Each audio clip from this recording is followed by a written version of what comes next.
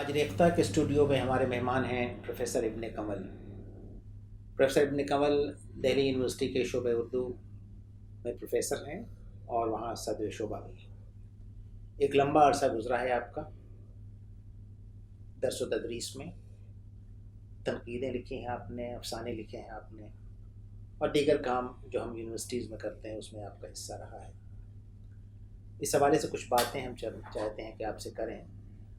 آغاز میں کرنا چاہتا ہوں، آپ کا ایک چھوٹا سا مضمون ہے جو آپ نے لکھا تھا ساہتیہ اکیڈمی میں، ایک ایونٹ تھا کہ میں کیوں لکھتا ہوں، اور اس میں مختلف زبانوں کے لوگ آئے ہوئے تھے اور سب نے اپنے اپنے تجربات بیان کیے۔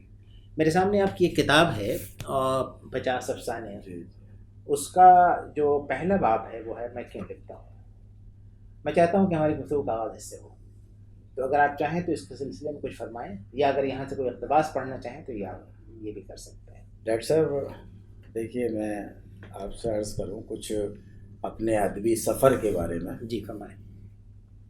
کہ ایک تو خوش قسمتی میری یہ کہ اردو میری مادری زبان ہے، دوسرے یہ کہ میرے والد کمل ڈبائی جی اردو کے شاعر تھے، جی نام بلکہ وطن پرست شاعر تھے، اور ان کے کئی وطنی نظموں کے مجموعے شائع ہوئے، محقق بھی تھے، تنقید بھی کی تھی، تو ان کی کئی کتابیں۔ تو مجھے گھر سے ماحول وہ ملا۔ جس زمانے میں میں اسکول میں تھا، یہ غالباً 68-69 کی بات ہے، تو میں نے اسی وقت لکھنا شروع کر دیا تھا۔ میں علی گڑھ میں جو ایک مشہور اسکول ہے منٹو سرکل، جی ہاں جی ہاں، وہاں میں نے اسکولنگ ہوئی میری، جی اور وہاں سے جب میں نے لکھا جی تو میں نے سب سے پہلے ایک نظم لکھی، جی اور وہ نظم جب لکھی تھی جب 1969 میں جی پہلی بار آدمی چاند پر اترا تھا، چاند پر گیا تھا، بہت تاریخی واقعہ ہے تو۔ اور وہ بچوں کا ایک رسالہ نکلتا تھا رامپور سے، نور، جی ہاں جی اس ہاں، میں بہت مشہور وہ رسالہ تھا۔ چھپی ہوئی۔ تو دیکھیے ڈاکٹر صاحب، ایک تخلیق کار، شاعر یا ادیب، جب اس کی کوئی تخلیق شائع ہوتی ہے تو اسے بڑا بہت خوشی کا اظہار ہوتا ہے کہ تب میری تخلیق سامنے آئی ہے، اور پھر اندر سے ایک اور حوصلہ پیدا ہوتا ہے لکھنے کا۔ یقیناً۔ پھر میں علی گڑھ آ گیا۔ علی گڑھ تو آپ جانتے ہیں کہ علی گڑھ کا ماحول جی کتنا اردو کے لیے سازگار ہے، خوشگوار ہے۔ تب میں نے علی گڑھ میں اسکول میں بھی، میں وہاں کی میگزینس میں بھی رہا، وہاں لکھتا رہا، اور جب میں یونیورسٹی میں آیا، یعنی گریجویشن میں اور ایم اے میں، تو مجھے اساتذہ ایسے ملے جو اردو ادب کے اس وقت کے اور آج بھی بڑے نام ہیں۔ جی، یہ خوش قسمتی چاہے ہے۔ پروفیسر خورشید الاسلام ہوں، پروفیسر قاضی عبدالستار ہوں، خلیل الرحمان اعظمی ہوں، شہریار صاحب ہوں، منظر عباس نقوی ہوں، یہ سب اساتذہ تھے۔ تو میرا رجحان کچھ شاعری سے ہٹ کے افسانے کی طرف آ گیا، اور میں نے لکھنا شروع کیا غالباً 72 یا 73 میں، 1973 میں نے افسانے لکھنا شروع کیے۔ اس وقت قاضی عبدالستار ہماری سرپرستی فرماتے تھے، اور آج کے منظر نامے میں جو اردو کے بڑے افسانہ نگار شامل ہیں، جو مانے جاتے ہیں اس عہد کے عہد حاضر میں، چاہے وہ سید محمد اشرف ہوں، طارق چتاری ہوں، غیاث الرحمان ہوں، جی ہاں، کئی لوگ۔ یہ سب ہمارے ساتھ میں تھے وہاں پر۔ شعراء میں صلاح الدین پرویز، آشفتہ چنگیزی، بھرت احساس، مہتاب حیدر نقوی، اور یہ سب، تو اس میں ایک ماحول مجھے ملا۔ اب جو آپ نے ذکر کیا تھا ڈاکٹر صاحب کہ میں کیوں لکھتا ہوں، اصل میں ایک تو ماحول کی بات ہوتی ہے، اور ماحول تو دیکھیے ڈاکٹر صاحب سب کو ملتا ہے، لیکن ہر آدمی لکھتا نہیں ہے۔ ہر آدمی کے محسوس تو کرتا ہے، لیکن اس کا طریقہ اظہار مختلف تو آپ کے ہوتا ہے۔ محرکات کیا تھے؟ طریقہ اظہار مختلف ہوتا ہے۔ ایک شاعر ہے، وہ اپنے احساسات کا اظہار شاعری میں کر دیتا ہے، افسانہ نگار ہے افسانے میں کر دیتا ہے، کچھ باتیں دیکھتے ہیں وہ اپنے زبانی بیان کر دیتے ہیں. میں نے جو اپنے اطراف کی دنیا کو دیکھا اور اس سے جو کچھ محسوس کیا، جو میرے اندر ایک درد پیدا ہوا، مجھے مجبور کیا اس نے لکھنے پر کہ جو کچھ اس نے دیکھا ہے، جو کچھ اس نے سنا ہے. یہ دیکھیے جو بھی تخلیق ہوتی ہے وہ اس کے مطالعے اور مشاہدے کا ہی نتیجہ ہوتی ہے. وہ صدیوں تک، صدیوں سے مراد یہ کہ نسل در نسل، جی ہاں، اور ایک آدمی جب تک زندہ ہے بہت سی تخلیقات ایسی ہوتی ہیں جو بار بار ذہن کو ذہن کو تازہ رکھتی ہیں، ذہن میں دوڑتی رہتی ہیں. آج آپ پریم چند کے افسانے دیکھ لیں، منٹو کے افسانے دیکھ لیں، بہت سی چیزیں ایسی ہیں جو بار بار، ایک بار اگر ہم نے پڑھ لی تو بار بار. یہ سماج کا، معاشرے کا، تہذیب کا جو درد ہے افسانہ نگار اسے پیش کر دیتا ہے. اور وہ درد جو ہے وہ جب دوسروں تک پہنچتا ہے تو یہی فنکار کی کامیابی، یہی میرے لکھنے کا وہ تھا، سبب ہوا. میں ابتدا میں جب لکھتا تھا تو وہ زمانہ وہ تھا جب ذمہ داری ختم ہوئی تھی اور جو ذمہ داروں کی صورتحال تھی وہ بالکل مختلف ہو گئی تھی. سمجھے؟ اور قاضی عبدالستار کے ساتھ تھا میں، تو میں نے بہت سے افسانے ایسے لکھے جن پر قاضی صاحب کا اثر ہے یا ذمہ داروں سے متعلق جو ان کی مجبوریاں تھیں. میرے ایک افسانہ بہت میں نے لکھا تھا 1976 میں، جب میں طالب علم تھا ایم اے کا، بند راستے. وہ بند راستے میں نے ہمت کر کے اس وقت عصری ادب کو بھیجا. عصری ادب محمد حسن صاحب کا معیاری رسالہ، جبکہ میرے افسانے اس میں چھپ چکے تھے، شاعر میں، امنگ میں. تو عصری ادب میں نے بھیجا بند راستے 1976 میں. ڈاکٹر صاحب میرے پاس وہ خط حسن صاحب کا آج بھی رکھا ہوا ہے یادگار کے طور پہ، سند میرے لیے. انہوں نے لکھا، عجیب افسانہ لکھا ہے آپ نے. یعنی ان کا یہ کہنا میرے لیے کافی تھا، بہت تھا. تو وہ بند راستے کے نام سے بعد میں میرا ایک مجموعہ بھی چھپا، اس کا وہی عنوان بھی قائم کیا. تو وہاں سے میں نے لکھنا شروع کیا. اور جب میں دلی آ گیا تو ظاہر ہے کہ مطالعے میں اور مشاہدے میں اور وہ سب پیدا ہوئی تو مختلف تجربات آئے اور میں نے بہت کچھ. آپ نے قاضی صاحب کا نام لیا، ظاہر ہے بہت بڑا نام ہے، اور قاضی صاحب تشریف بھی لائے تھے پچھلے سال ریختہ کے جشن میں، اور ان سے گفتگو کا موقع ہم لوگوں کو ملا، اور بہت کچھ لوگوں نے، نئی نسل خاص طور پہ جو وہاں موجود تھے، اس نے بہت کچھ سیکھا قاضی صاحب سے. آپ نے ذکر کیا کہ قاضی صاحب کا اثر ہوا ہم پہ، اور ان کے جو تاثر انہوں نے قائم کیا آپ کے ذہن پہ، اور اس کا اثر ہوا آپ کے تحریر پہ. میرا خیال یہ ہے کہ شاید ہر لکھنے والا کسی نہ کسی وقت اور کسی نہ کسی طرح کسی سے متاثر ہوتا ہے، لیکن ایک منزل آتی ہے کہ اس، یعنی وہ اپنے آپ اپنے پیروں پہ کھڑا ہو جاتا ہے، اس کے بعد وہ کسی کا اثر قبول. ہاں، یہ ڈاکٹر صاحب بہت اچھی بات آپ نے کہی. ہم علی گڑھ میں جتنا ہمارا جو میں نے ابھی نام لیے، اس وقت یہ سب نوجوان مقاصد سے بی اے ایم اے کے سب طالب علم تھے اور قاضی صاحب کی سرپرستی حاصل تھی، تو سب کے افسانوں پر وہ اثرات تھے، موضوع کے اعتبار سے بھی، اسلوب کے اعتبار سے بھی. لیکن جب سب پھیل گئے تو سب نے اور ان کے مطالعے میں وسعت ہوئی، مشاہدے میں وسعت ہوئی، تو اپنا اپنا لہجہ اختیار کیا. میں آپ سے عرض کروں کہ میں جب دلی آیا، مجھے دلی میں 40 سال ہو گئے ڈپارٹمنٹ آف اردو میں. پہلے میں نے یہاں سے ایم فل کیا، پھر پی ایچ ڈی کیا. میں نے داستانوں پہ کام کیا.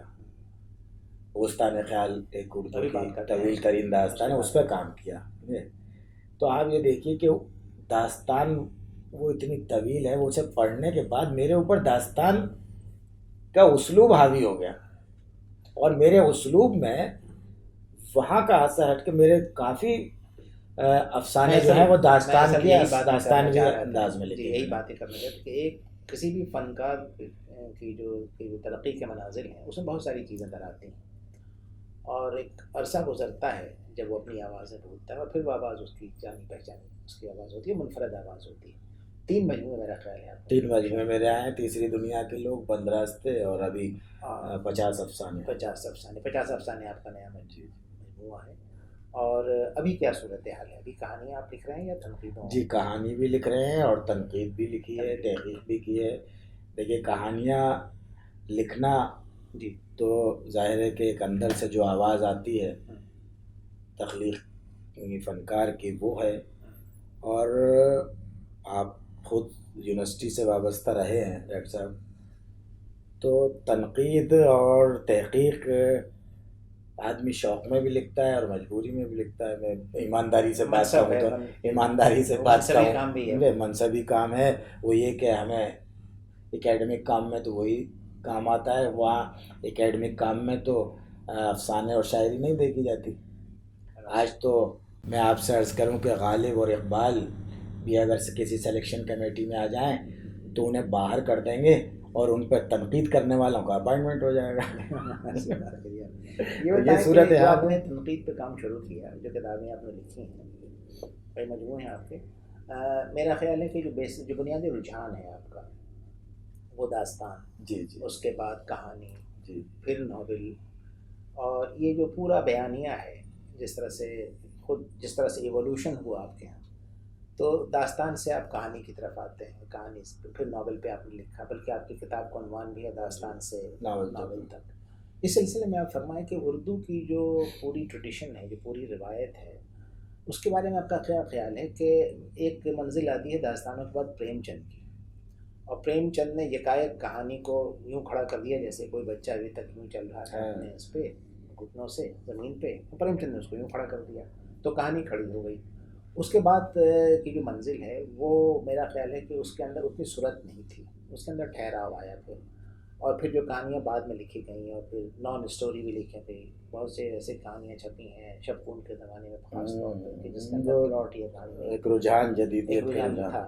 تو یہ جو سفر تھا اردو کہانی کا، یعنی داستان سے پھر پریم چند تک، داستان سے افسانے تک، اور پریم چند کے افسانے خاص طور پر، جیسے پریم چند کی طرف بالکل اوائل کے دور کی کہانیاں دیکھیں، دنیا کا سب سے انمول داستانوں کا اثر ہے، لیکن پریم چند نے سیکھا بہت جلد، اور تقریباً 4-5 سال کے عرصے میں ان کی کہانی کھڑی ہو گئی، اور اس کے بعد پھر بعد کے لوگوں نے پریم چند کا اثر قبول کیا اور اردو۔ اس سلسلے میں آپ بتائیں کہ یہ جو پورا سلسلہ، جو ٹریجیکٹری اس کو کہتے ہیں، یہ جو سفر تھا کہانی کا داستان سے افسانے تک اور افسانے سے ناول تک، اس سلسلے میں آپ کی کیا رائے ہے؟ یعنی یہ کیا صورت رہی اس کی؟ اردو میں جو افسانوی ادب کی ابتدا ہوتی ہے وہ تو داستان سے ہی ہوتی ہے جی، اور آپ دیکھیں کہ ہمارے 18ویں 19ویں صدی کے اواخر تک، یعنی غالب کے بعد تک، جتنی مقبولیت داستانوں کو ملی ہے شاید کسی اور صنف کو ملی ہو غزل کے بعد، کیونکہ ایک داستان اگر متعدد بار شائع ہو رہی ہے تو اس کا مطلب یہ ہے کہ وہ عوام و خواص میں مقبول ہے۔ آپ نے جانتے ہیں کہ اردو کی 2 طویل ترین داستانیں ہیں، داستان امیر حمزہ اور بوستان خیال۔ داستان امیر حمزہ تقریباً 45 جلدیں، اور وہ جلدیں بھی جہازی سائز کی۔ اسی طرح 15 جلدوں میں بوستان خیال جہازی سائز کی، جہازی سائز سے مراد کہ وہ 1 فٹ چوڑی اور 1.5 فٹ لمبی، اور وہ بھی 1,000 صفحے کی، اور اس کے متعدد ایڈیشن شائع ہو رہے ہیں۔ تو اس کا مطلب ہے کہ داستانیں پڑھی جا رہی ہیں بار بار۔ اچھا، اسی سے دیکھیں ہمارے ہاں آپ دیکھیں کہ سیاسی تبدیلی جب ہوتی ہے کسی معاشرے میں، تو سیاسی تبدیلی صرف یہ نہیں کہ بساط بدل گئی، بعد حکومت بدل گئی۔ کوئی اگر قوم باہر سے آتی ہے تو اس کے ساتھ اس کا پورا معاشرہ بھی آتا ہے، اس کا ادب بھی آتا ہے۔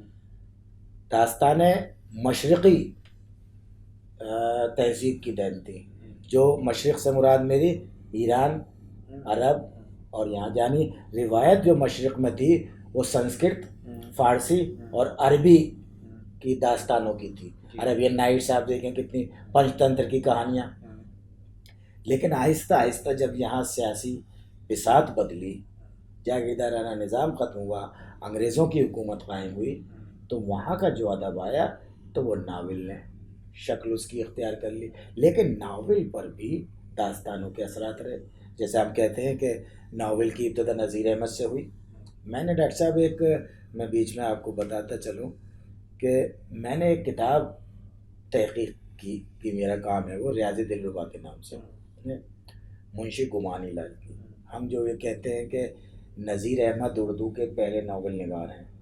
کچھ اور لوگوں نے بھی دعویٰ کیا، مولوی کریم الدین نے خط تقدیر ایک کتاب پیش کی، قرۃ العین حیدر کی نے بھی ایک کتاب دی تھی نشتر کے نام سے.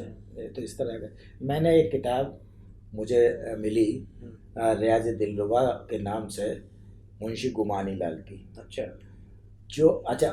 نذیر احمد پہلے ناول نگار، ان کا پہلا ناول جو ہے وہ 1869 کا، ریاض دلربا 1863 کی.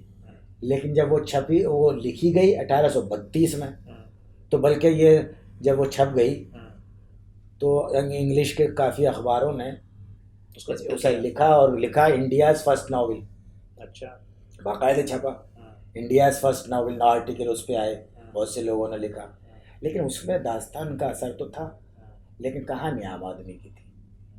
اس لیے میں نے جو دعویٰ کیا کہ اردو ناول کا نقش اول، یہ نہیں کہا کہ ناول ہے، ٹھیک ہے، اس پہ داستان نقش اول. یعنی دیکھیے ڈاکٹر صاحب، ہر چیز ارتقائی شکل اختیار کرتی ہے. کیا وجہ ہوئی ہوگی کہ اس کا ذکر نہیں ہوا پھر اس کے بعد؟ ذکر دیکھیے میں آپ کو بتاؤں، ہمارے ہاں ڈاکٹر صاحب ہوتا یہ ہے کہ جو ایک چیز چل جاتی ہے نا، اسے بہت کم لوگ اسے قبول کرتے ہیں. اب آپ دیکھیں، میں گھر میں تبدیلی قبول نہیں کرتے. اگر میں فرض کیجئے میں کوئی ایک اخبار منگاتا ہوں اور بچے کہیں کہ صاحب دوسرا اخبار منگائیے، اور میری عادت پڑی ہوئی ہے اسی ایک خاص اخبار کی، تو بچے اسے بدلنے کو تیار نہیں ہوں گے. بہت سے لوگوں نے اس پہ لکھا، یوسف سرمست نے بھی لکھا، راج بہادر گوڑ نے بھی لکھا. اور ایک بات یہ کہ جب میں نے وہ کتاب چھپی، ہریانہ اردو اکیڈمی سے شائع ہوئی تھی وہ کتاب، کیونکہ منشی گمانی لال روہتک کے رہنے والے تھے. تو دیکھیے تحقیق سے تو تحقیق پیدا ہوتی ہے.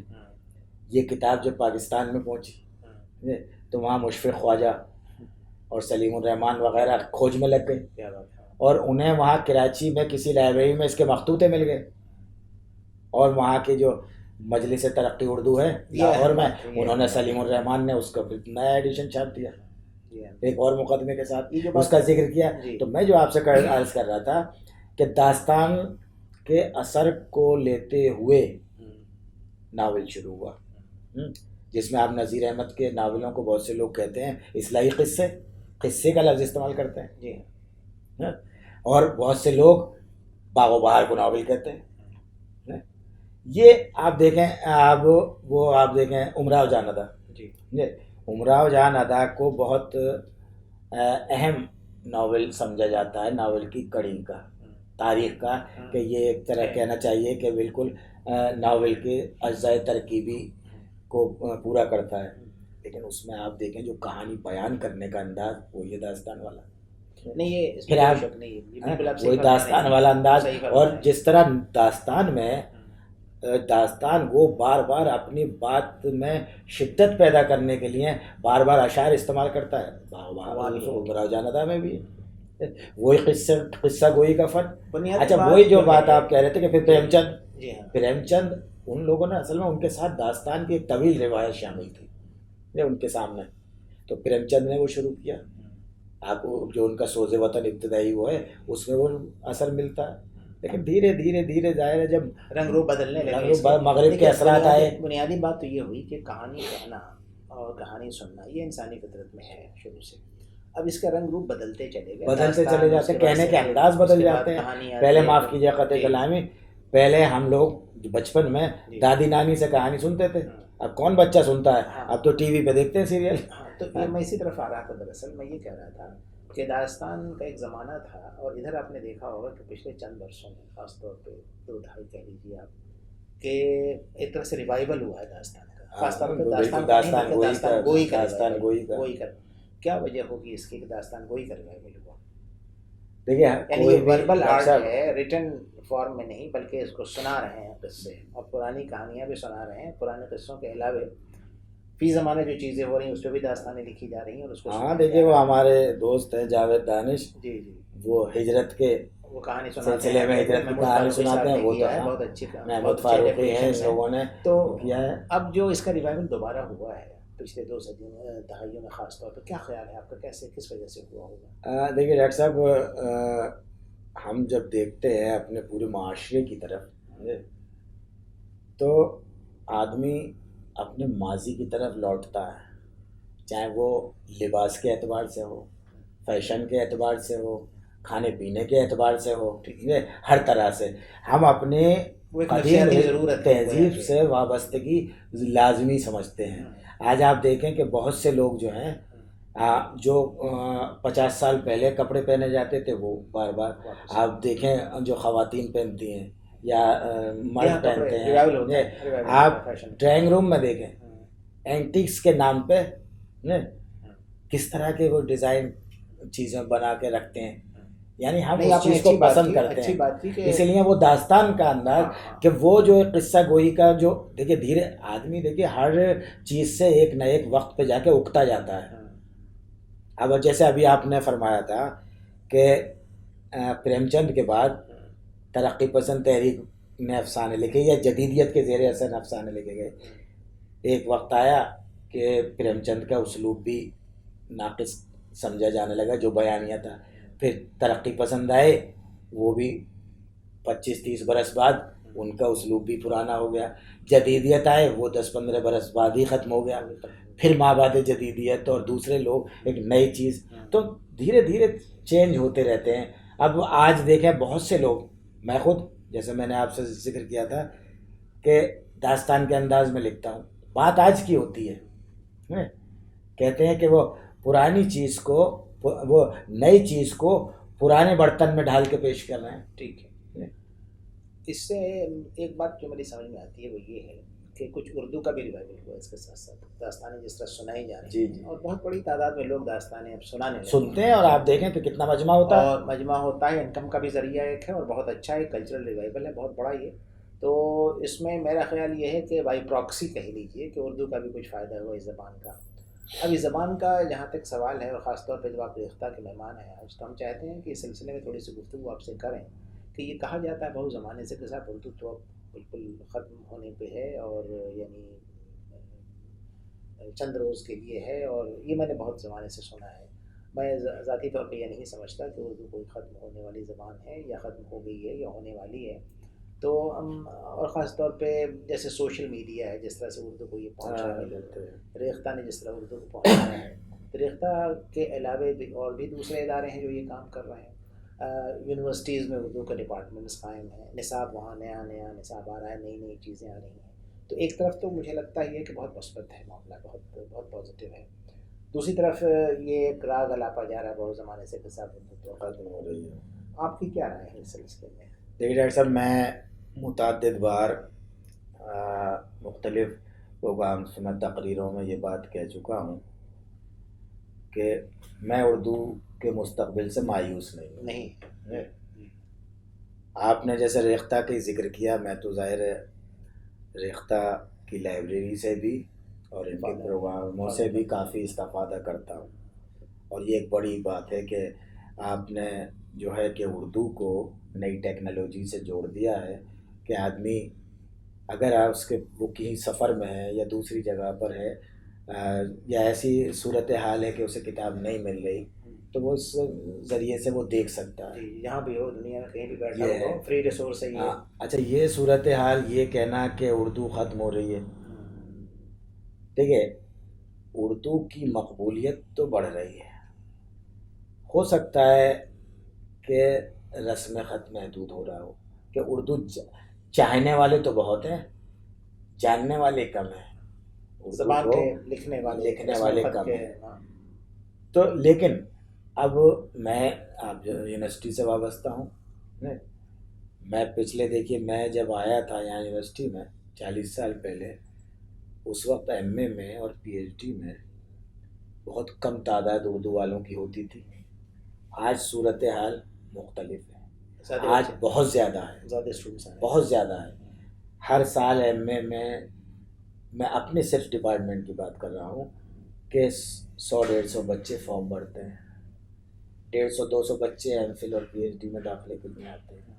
اب سوال یہ ہے ڈاکٹر صاحب کہ اگر اردو اسکول لیول پر یا کالج لیول پر نہیں پڑھی جا رہی تو پھر یہ بچے کہاں سے آ رہے ہیں, کہاں جاتے ہیں یہ؟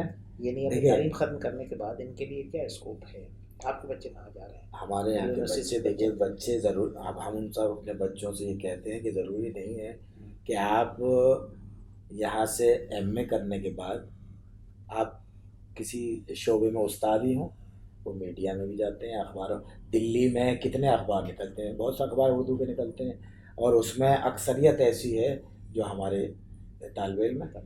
یا ٹی وی چینلس پر بھی جاتے ہیں. آپ کے یہاں ریختہ میں خود ہمارے یہاں کے طالب علم بہت اہم بات ہے جو آپ کہہ رہے ہیں کہ عام طور پہ یہ تصور ہے نا کہ ہم نے ایم اے کیا اور پی ایچ ڈی کی تو ہم یونیورسٹی میں استاد ہو جائیں گے. نہیں, یہ نہیں ہونا چاہیے. یہ ایک مائنڈ سیٹ ہے, اس سے نکلنے کی ضرورت ہوگی. اردو کی ترقی و ترویج کے لیے بھی ضروری ہے, اس لیے کہ اردو نے جس طرح سے اپنے راستے کھولے ہیں فی زمانہ, تو اس میں یہ لگتا ہے کہ بہت ساری جگہوں پہ اردو کی ضرورت ہے, اور اس کی وجہ سے لوگوں کے یہاں نوکریاں ملی ہیں, لوگوں نے لکھنا پڑھنا شروع کیا ہے. اس لیے کہ اردو کا میرا اپنا ذاتی خیال یہ ہے کہ اردو کے یعنی یہ تو کہنا ہی غلط ہوگا کہ یہ ختم ہونے والی ہے, بلکہ اضافہ ہوا ہے پڑھنے والوں میں, اضافہ ہوا ہے. آج صورتحال یہ ہے ڈاکٹر صاحب کہ پی ایچ ڈی میں داخلے کے لیے بچے بے چین ہیں. جی ہاں, 200-300 اپلیکیشنس آتی ہیں. جی وہ اور ایک بات میں اور آپ سے عرض کروں, ہمارے یہاں, آپ کے یہاں, آپ تو جامعہ سے وابستہ رہے, جامعہ میں بھی اور دلی یونیورسٹی میں ایک کورس ہوتا ہے اردو سرٹیفکیٹ کورس, ہمارا جس میں اردو نوئنگ اردو پرسنس کو اردو سکھائی جاتی ہے. جن سے اردو نہیں آتی انہیں اردو سکھائی جاتی ہے. میرے خیال سے ہر سال 400-500 بچے ایڈمیشن لیتے ہیں. اور اس کے علاوہ یونیورسٹی میں, اس میں اردو اکیڈمی میں کتنی تعداد میں مختلف دلی شہر میں الگ الگ سینٹر ہیں, اس میں اردو سکھائی جاتی ہے. اور اس میں کون ہوتے ہیں؟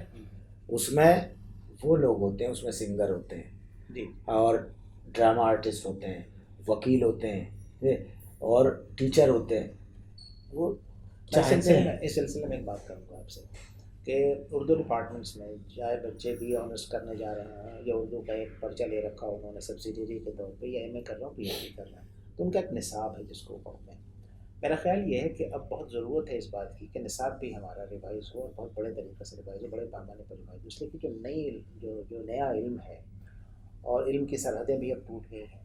یعنی اگر آپ اردو پڑھ رہے ہیں تو میرا خیال یہ ہے کہ بہت ضروری ہے کہ ساتھ ساتھ آپ ہندی کے روایت سے بھی واقف ہوں, اور اس کے ساتھ یہ بھی ضروری ہے کہ انگریزی کے روایت سے بھی واقف ہوں. تو گویا کہ صرف ایک زبان یا کسی ایک ادب کے ہم طالب علم اب نہیں ہیں, بلکہ ہم کئی چیزیں پڑھ رہے ہیں ساتھ ساتھ. علاوہ اس کے اب ہمارے اسٹوڈنٹس جب پاس ہوتے ہیں تو بہت سے بچے میڈیا میں جاتے ہیں, تو ضرورت اس بات کی بھی ہے کہ نصاب میں ایک کورس صحافت کا بھی ہو, جرنلزم کا ہو, میڈیا, فلم میں بہت سارے بچے جاتے ہیں. ظاہر ہے جو آپ نے بھی کہا کہ جو آتے ہیں اردو زبان سیکھنے والے, یہی تجربہ ہمارا بھی ہے ریختہ میں. ریختہ نے ایک, آپ نے شاید دیکھا ہوگا ہماری ویب سائٹ پہ کہ ایک یعنی آموزش کا ایک پروگرام ہے جس سے آپ اردو سیکھنے لگتے ہیں. علاوہ اس کے ریختہ نے یہ بھی کیا کہ کلاس روم میں اردو سکھانے کا سبق کیا, اور 5-6 بیچز ہم نے, اور ہر بیچ میں 50 اسٹوڈنٹس آتے ہیں, اور بہت بڑی تعداد میں یہاں درخواستیں آتی ہیں. اب یہ کیوں سیکھ رہے ہیں؟ اب آپ نے جیسا فرمایا بالکل وہی میرا بھی تجربہ ہے کہ مختلف فیلڈس کے لوگ آتے ہیں, وکیل آتے ہیں, ڈاکٹر آتے ہیں, آرکیٹیکٹ ہوتے ہیں, پبلشر ہیں, ایکٹر ہیں, نیوز ریڈر ہیں, اپنی زبان کو ماننا چاہتے ہیں. تو مجھے یہ لگتا ہے کہ اردو کا جو نصاب ہے اس میں بہت بڑی تبدیلی کی ضرورت ہے. ڈاکٹر صاحب یہ جو بات آپ نے فرمائی, دیکھیے جو اسٹیج کے آرٹسٹ یا سنگر آتے ہیں, دیکھیے غزل کی مقبولیت تو ہر زمانے میں اور ہر طبقے میں رہی ہے, وہ رہے گی. تو جب تک اس کا تلفظ صحیح نہیں ہوگا, اس سے اردو نہیں آئے گی. وہ غزل گائے, غالب کی غزل تو جبھی, ورنہ وہ غالب کی غزل ہی کہے گا, تو وہ ضروری ہے. ایک بات جو آپ نے ابھی چھیڑی, نصاب کی بات, تو نصاب میں گزشتہ کچھ سالوں میں تبدیلی ہوئی ہے. وہ بتائیں آپ کیا تبدیلی یہ, جیسے ایک تو CBCS کے کا وہ جو اسٹرکچر بنایا گیا ہے. میں نصاب کے جو اس کے کنٹینٹس ہیں جو اس کے حوالے سے کروں, کہ اب جو ہمارے یہاں نصاب بن رہے ہیں اس میں اس طرح کی چیزیں رکھی گئی ہیں کہ بچہ دوسرے زبانوں کے ادب سے بھی واقفیت حاصل کرے، انٹر ڈسپلنری. یعنی جو اردو کا بچہ ہے وہ ہندی ایک سیمسٹر میں ہندی بھی پڑھ رہا ہے، یا جو اس کے چوائس پر ہے وہ ہندی بھی پڑھ رہا ہے، انگریزی بھی پڑھ رہا ہے، یا فرینچ یا دوسری زبانیں بھی. اور دوسری زبانوں کے بچے، میں آپ سے کروں، آپ کبھی دیکھیے گا جب ہمارے یہاں کلاسیں شروع ہوتی ہیں ہندی، انگلش، جی آر ایس، یہ دوسری زبانوں کے ایک کلاس میں 150 بچے آتے ہیں جو اردو سبجیکٹ آپٹ کرتے ہیں، وہ اردو سیکھنا چاہتے ہیں. تو اس طرح ہماری زبان وہ سیکھ رہے ہیں اور ہمارے طالب علم دوسری زبانیں سیکھ رہے ہیں. اچھا، دوسری بات رہی بات میڈیا کی. ہمارے ایم اے کے کورس میں میڈیا کا باقاعدہ ماس میڈیا کا پرچہ ہے، اس میں جرنلزم بھی پڑھتے ہیں بچے. آپ ٹی وی، ریڈیو، اس میں کی ٹیکنک کیا ہے، اسکرپٹ کیسے لکھا جاتا ہے، یہ ہے. اور ہمارے دلی یونیورسٹی کے اردو ڈپارٹمنٹ میں ایک کورس ہے post M A diploma in mass media and translation. جی میں اسی طرف یہی بات، یہ جو ہے اس سے فارغ ہونے کے بعد ریڈیو پر، ہمارے یہاں دلی کے ریڈیو پر، دوسرے ریڈیو پر، اخبارات میں وہ ڈپلوما ان کے کام آتا ہے. اس میں سب چیز پورے 1 سال کا 2 سیمسٹر کا کورس ہے یہ. اس میں بچے بہت بڑی تعداد میں داخلے لیتے ہیں، اور یہ تو دوسرے جامعہ میں بھی ہے، دلی اور جے این یو میں بھی ہے، سب جگہ ہے. لیکن تو اس سے فائدہ یہ ہو رہا ہے کہ وہ بچہ جو ایم اے کیا، پوسٹ ایم اے ہے یہ، وہ بجائے اس کے کہ وہ ایم فل اور پی ایچ ڈی میں جائے، وہ ادھر داخلہ لے لیتا ہے، اور وہ اور اس سے اس سرٹیفکیٹ کی بنیاد پر اس کا کہیں نہ کہیں تقرر ہو جاتا ہے. اس کا ایک یعنی دوسرا رخ بھی ہے. یہ آپ دلی یونیورسٹی کی بات کر رہے ہیں، یہ کچھ ایسی یونیورسٹی جہاں پہ یہ کورس پڑھایا جا رہا ہے. ضرورت اس بات کی ہے، میرا خیال یہ ہے کہ یہ عام ہو، یعنی دوسرے شعبوں میں، دوسرے شہروں میں، دوسری یونیورسٹیز میں جہاں اردو کا نصاب جو ہے وہ بہت چکڑا سمٹا ہوا ہے اور بہت ہی روایتی نصاب ہے. میں ذاتی طور پہ یہ سمجھتا ہوں کہ اس طرح کے نصاب کا یہ زمانہ شاید نہیں ہے. اگر اس کو ہم اس کی یعنی سرحدیں کھول دیں اور نئی چیزیں، نئی ہوائیں اندر آنے دیں، تو میرے مثال کے طور پر اگر آپ صوفی ساہتیہ جسے کہتے ہیں، صوفی ادب کہتے ہیں، اردو میں اگر پڑھ رہے ہیں تو ضروری ہے کہ ہم بھکتی کا ساہتیہ بھی اس کے ساتھ ساتھ پڑھیں، تبھی تو ہم ثقافتی طور پہ سمجھ پائیں گے کہ یہ پورا کلچر جو تھا، ثقافت جو تھا، پورا معاشرہ جو تھا، یہ کس طرح سے پروان چڑھا اور اس میں ادب نے کیا رول پلے کیا، ان زبانوں نے کیا رول پلے کیا. ڈاکٹر کمپریٹیو اسٹڈی کا جو ایک پیپر ہوتا ہے، کمپریٹیو اسٹڈی کا، اس میں یہ سب رکھا جاتی ہے. تقابلی مطالعات کا زمانہ بھی دراصل یہ زمانہ ہے ترجمے کا اور تقابلی مطالعات کا. اور یہ جو پورا پوسٹ کلونیل یہ جو زمانہ جس میں ہم اور آپ زندہ ہیں، تو اس کی بہت سارے کراس کرنٹس ہیں، کرنٹس اینڈ کراس کرنٹس. تو ان سب کو اگر لے کے چلیں تو آج کا میرا خیال ہے طالب علم زیادہ چیلنج فیس کر رہا ہے. ہمارے زمانے کے طالبان، یعنی ہم جب تھے تو اس وقت ہمارے سامنے اتنا بڑا میدان نہیں تھا کھلا ہوا. آج بہت بڑا میدان ہے ان کے سامنے، اور وہ بہت بڑے، آج بہت گنجائشیں ہیں. بہت گنجائشیں ہیں. سب دیکھیے، آج اگر ذرا نم ہو تو یہ مٹی بہت زرخیز ہے. اگر ذرا بھی طالب علم ہوشیار ہے، انٹیلیجنٹ ہے، وہ ایک جگہ اپنے آپ کو نہ بٹھانا چاہے تو اس کے لیے بہت سے راستے ہیں، بہت سی گنجائشیں ہیں، وہ کہیں بھی جا سکتا ہے. لیکن اگر اس نے وہ طے کر لیا ہے کہ نہیں، حضرت داغ جہاں بیٹھ گئے تب کسی بھی میدان میں وہ کچھ نہیں ہو سکتا اس کا. اب آپ یہ بتائیں، اپنی گفتگو ختم کرتے ہیں اس بات پہ کہ یہ جو تنقید کا سلسلہ ہے، پڑھانے کا، درس و تدریس کا سلسلہ ہے، بہرحال یہ اپنی جگہ پہ قائم ہے، آپ کو اور آپ کرتے رہیں گے. لیکن جو تخلیقی کام ہے خاص طور پہ افسانوں کا، وہ میرا خیال ہے کہ وہ ہمیشہ کے لیے آپ کے ساتھ کرتے ہیں. ہاں دیکھیے صاحب، وہ تو میں تخلیقی کام ہی میں جو سمجھتا ہوں کہ اگر زندہ رکھے گا، جو ایک کسی شاعر کا شعر ہے کہ اولاد سے جیا تو جیا 3-4 پشت، باقی سخن سے نام سخنور کا رہ گیا. تو اگر کسی لائق ہوا کچھ کام تو یہ افسانے اور وہ آپ کو وہی زندہ رکھیں گے. اب چاہے وہ پریم چند ہوں یا کرشن چند ہوں یا عصمت ہوں، بیدی ہوں، آج ان کے افسانوں کی وجہ سے ہم جانتے ہیں. اگر آدمی آج کے دور میں دیکھیں کہ اس سے دادا پردادا کا نام پوچھیں تو نہیں بتا پائے گا، لیکن ان لوگوں کے دادا پردادا کا سب بالکل کا صحیح بتا کہا دے کہ گا. منصبی کام اپنی جگہ پہ ہے، لیکن یہ کام جو آپ نے یہ جو کیا ہے، جو شاعر کرتا ہے، جو افسانہ نگار کرتا ہے، جو ڈرامہ نگار کرتا ہے، وہ اسے زندہ رکھتا ہے. بہت اچھی گفتگو ہوئی آپ سے، بہت بہت شکریہ. ڈاکٹر صاحب دیکھیے، کچھ آپ سے نے شروع میں کہا تھا، میں چاہوں گا کہ کچھ آپ نے جو کہا تھا کہ آپ کیوں لکھتے ہیں، تو کچھ افسانوں کے اقتباسات اگر آپ چاہیں ضرور پڑھیں تو میں آپ کو اگر اجازت ہو تو.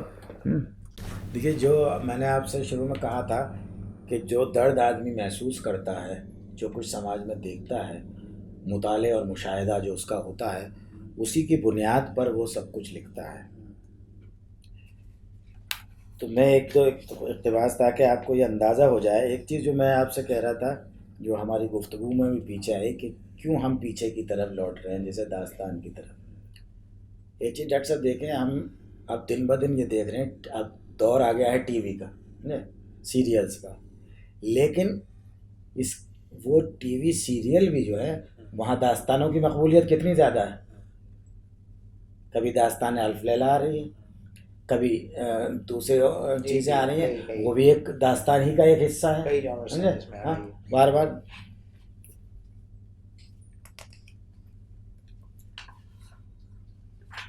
کوئی اقتباس پڑھیں آپ. میں اقتباس پڑھتا ہوں آپ کو.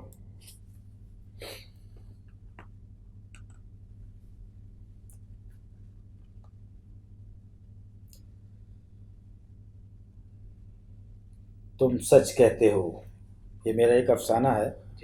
تیسری دنیا کے لوگ، جس کے اس ٹائٹل سے میرے ایک کتاب مجموعہ بھی چھپا تھا. تم سچ کہتے ہو، ہم سب بے حس ہو چکے ہیں. ہماری آنکھیں دیکھ نہیں پاتی، ہمارے کان سن نہیں سکتے. نہیں، ایسا نہیں ہے. سب دیکھ سکتے ہیں، سب سن سکتے ہیں، لیکن جان بوجھ کر دیکھنا نہیں چاہتے، سننا نہیں چاہتے. سنو، میں تمہیں اپنی کہانیوں کے کچھ حصے سناتا ہوں، شاید تم سمجھ پاؤ کہ میں کہانیاں کیوں لکھتا ہوں. یہ اب آپ دیکھیے. جب وہ خوفناک آوازیں نکالتا ہوا ہجوم بستی کے نزدیک آیا، تو انہوں نے آگ برساتی ہوئی مشعلوں کو مکانوں کے اوپر پہنچا دیا اور چلانے لگے، مارو، ختم کر دو، بھاگو، چھوڑو، یہ زمین ہماری ہے، یہاں صرف ہم رہیں گے، ہماری زمین خالی کرو. ذرا سی دیر میں پوری بستی جل کر راکھ میں تبدیل ہو گئی اور ایسا شمشان بن گئی جہاں زندہ لوگوں کی ارتھیاں جلائی گئی ہوں. آج آپ بھی محسوس کرتے ہیں کہ جس طرح کا ماحول ہے. ایک اور اقتباس دیکھیے. آئے دن بادشاہ کے خلاف جلسے ہوتے اور جلوس نکلتے. حکمراں طبقہ اس سے پریشان تھا. ایک دن اتفاق سے میں بادشاہ تک پہنچ گیا. بادشاہ نے مجھ سے مشورہ کیا. میں نے کہا، اگر اس ملک میں رہنے والی قوموں کو آپس میں لڑوا دیا جائے تو ان کا ذہن حکومت کی کمزوریوں کی جانب سے ہٹ جائے گا. بادشاہ کو یہ تجویز پسند آئی. اس نے یہ ذمہ داری بھی میرے سپرد کی. پھر میں اس ملک کے شہروں میں گھومتا رہا اور سوچتا رہا کہ کس طرح قومی یکجہتی کو ختم کیا جائے. بالآخر میں کامیاب ہوا. میں نے قوموں کے دلوں میں ایک دوسرے کے لیے نفرت کا زہر گھول دیا، اور جب وہ اگلا تو پورے ملک میں فرقے وارانہ فساد ہو گئے. یکجہتی ٹوٹ گئی. جو لوگ ہم نوالا اور ہم پیالہ تھے وہ ایک دوسرے کے خون کے پیاسے ہو گئے. رعایا کا سکون ختم ہوا، لیکن بادشاہ کا عیش و آرام لوٹ آیا. لیکن اب بادشاہ کے بجائے ایک دوسرے پر کیچڑ اچھالنے لگے. یہ اس طرح کی باتیں جو آج دیکھیں کہ آپ معاشرے میں ملتی ہیں. میں ڈاکٹر صاحب ایک دو شعر اور جو بات آئی تھی کہ کبھی کبھی شاعری کا بھی تو ایک دو شعر آپ کو سنانا چاہوں گا، ایک آدھ غزل کے. ہر طرف رات اور اندھیرا ہے، ہر طرف رات اور اندھیرا ہے، اس قدر دور کیوں سویرا ہے. ہر طرف رات اور اندھیرا ہے، اس قدر دور کیوں سویرا ہے. اور ڈھونڈ پاؤ تو ڈھونڈ لو اس کو، ڈھونڈ پاؤ تو ڈھونڈ لو اس کو، دل کی گہرائی میں بسیرا ہے. ڈھونڈ پاؤ تو ڈھونڈ لو اس کو، دل کی گہرائی میں بسیرا ہے، اور جس نے چاہا اسی نے دیکھ لیا، جس نے چاہا اسی نے دیکھ لیا، وہ تمہارا ہے اور نہ میرا ہے، جس نے چاہا اسی نے دیکھ لیا، وہ تمہارا ہے اور میرا ہے۔ اور کچھ شعر سنیے۔ آسماں چپ ہے اور زمین نم ہے، آسماں چپ ہے اور زمین نم ہے، رات بھر آج کوئی رویا ہے، رات بھر آج کوئی رویا ہے۔ اور اسی غزل کا ایک شعر ہے جو خاص طور سے آپ دیکھیے۔ کیا امیدیں لگائے بیٹھے ہو، کیا امیدیں لگائے بیٹھے ہو، کاٹنا ہے وہی جو بویا ہے، کیا امیدیں لگائے بیٹھے ہو، کاٹنا ہے وہی جو بویا ہے، اور سب ساتھ رہیں گے۔ دیکھیے میں ایک اور غزل کے کچھ شعر سناتا ہوں آپ کو،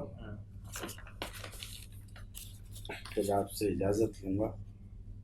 سورج ڈوبا چندہ نکلا کتنی راہ دکھاتے ہو، سورج ڈوبا چندہ نکلا کتنی راہ دکھاتے ہو، ساجن تم پردیس میں جا کر کس سے پیت لگاتے ہو، سورج ڈوبا چندہ نکلا کتنی راہ دکھاتے ہو، ساجن تم پردیس میں جا کر کس سے پیت لگاتے ہو، اور رات اندھیری رستہ سونا ہر پل جان کا خطرہ ہے، رات اندھیری رستہ سونا ہر پل جان کا خطرہ ہے، ایک شب میرے گھر میں ٹھہرو اتنا کیوں گھبراتے ہو، ایک شب میرے گھر میں ٹھہرو کتنا کیوں گھبراتے ہو۔ اور شعر بطور خاص سنیے ڈاکٹر صاحب۔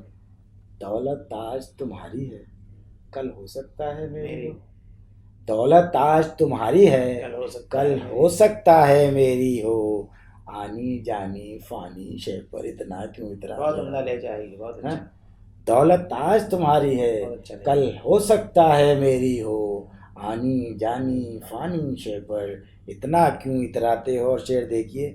میں جھوٹا ہوں تم سچے ہو، میں جھوٹا ہوں تم سچے ہو، بات اگر یہ سچی ہے، میں جھوٹا ہوں تم سچے ہو، بات اگر یہ سچی ہے، میری باتیں سن کر اتنا کاہے کو بل کھاتے ہو، میری باتیں سن کر اتنا کاہے کو بل کھاتے ہو، اور دھوپ کڑی ہے راہ بڑی ہے، دھوپ کڑی ہے راہ بڑی ہے، یار بھی کوئی ساتھ نہیں ہے، دھوپ کڑی ہے راہ بڑی ہے، یار بھی کوئی ساتھ نہیں ہے، چھوڑ کے گھر کی ٹھنڈی چھاؤں کیوں پردیس کو جاتے ہو، چھوڑ کے گھر کی ٹھنڈی چھاؤں کیوں پردیس کو جاتے ہو، اور سورج ڈوبا چندہ نکلا کتنی راہ دکھاتے ہو، ساجن تم پردیس میں جاتے